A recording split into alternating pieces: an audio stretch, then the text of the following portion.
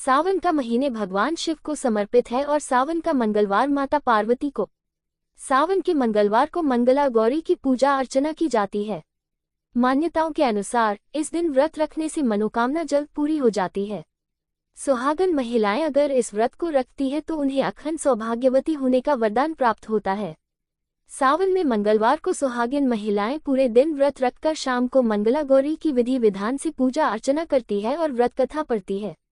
मंगला गौरी व्रत कथा। मंगला गौरी व्रत कथा। एक समय की बात है, एक शहर में धर्मपाल नाम का एक व्यापारी रहता था।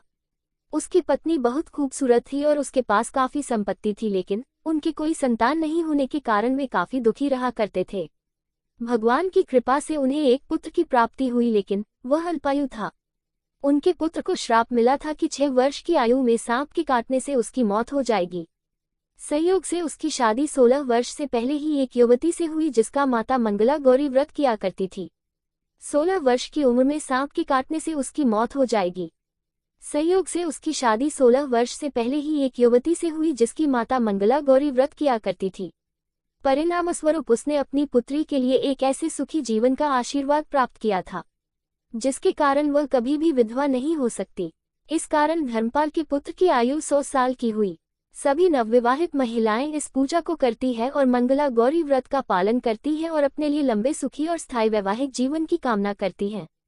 उनकी मनोकामना पूरी होती है। जो महिलाएं उपवास नहीं कर सकती वह मां मंगला गौरी की पूजा कर सकती है। कथा के बाद क्या करें? कथा सुनने के बाद विवाहित महिलाएं अपनी सास और नंद को लड्डू दिया जाता है। साथ ही ब्राह्मणों को भी प्रसाद दिया जाता है। इस विधि को करने के बाद 16 बाती का दिया जलाकर मां मंगला गौरी की आरती करें।